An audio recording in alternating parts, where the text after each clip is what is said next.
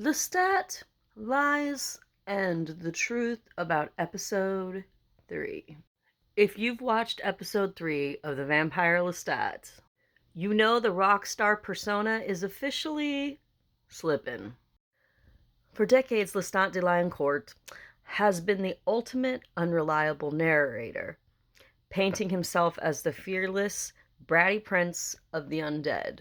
But Toronto just completely exposed Lestat's deepest psychological trauma, and it should be working to change everything that we know about his evolution. First, we're going to talk about Daniel Malloy's interview.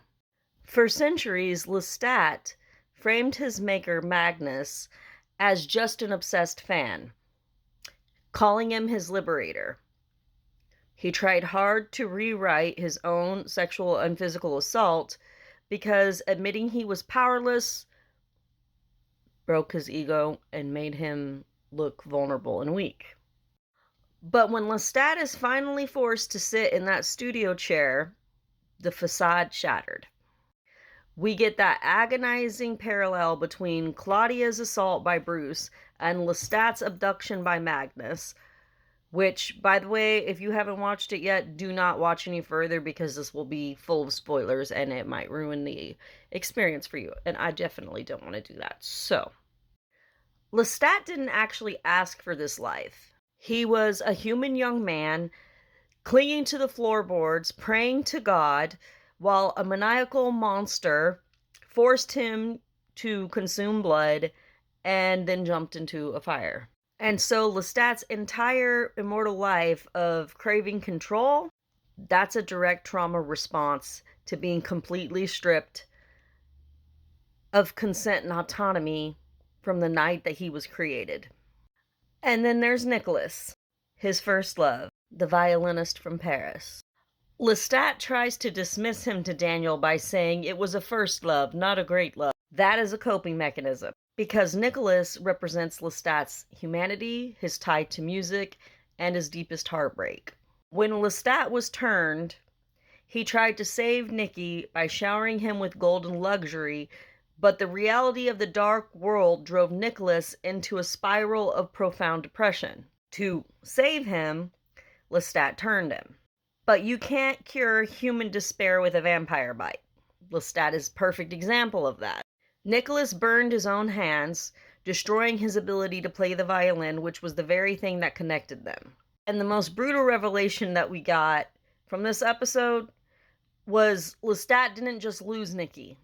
He stood by, paralyzed by his own inability to end Nicky's suffering, and let Armand push Nicholas into the fireplace.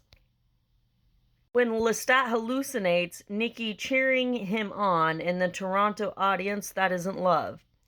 It's proof of centuries of unhealed burning guilt. This brings us to the grand scale of the Vampire Chronicles. How does a traumatized, broken boy from the 18th century turn into the brat prince and eventually something resembling a god? It is a cycle of extreme highs and lows, sometimes quite devastating lows, honestly. And losing Nicholas and being abducted by Magnus, then being abandoned by his mother Gabriella, Lestat buries himself in the earth for a century. When he awakens, he finds Louis, and then he proceeds to try to build a family with Louis and Claudia.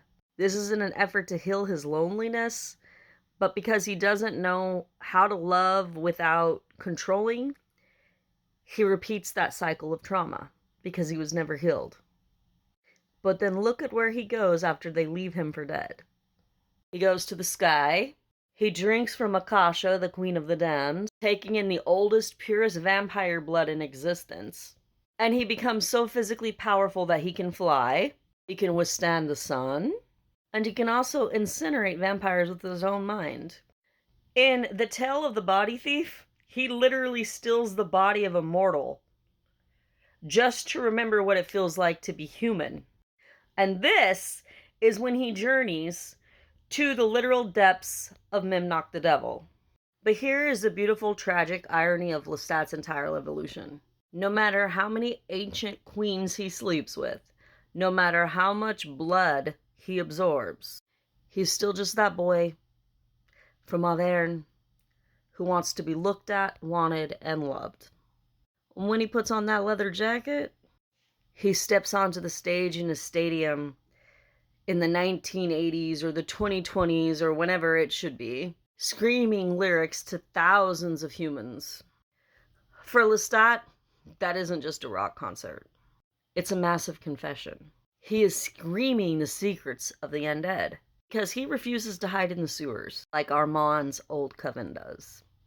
He is forcing the world to see him, trauma and all, because he is a creature of unfiltered passion in a universe of cold, calculating monsters. So, Lestat de Lancourt is a villain, a victim, a rock star, and a broken soul, all wrapped into one perfect immortal package. Episode 3 didn't ruin his mystique.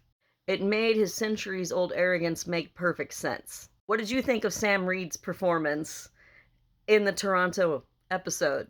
Let me know in the comments, and hit follow for more deep dives into the Brat Prince's world. See you next time.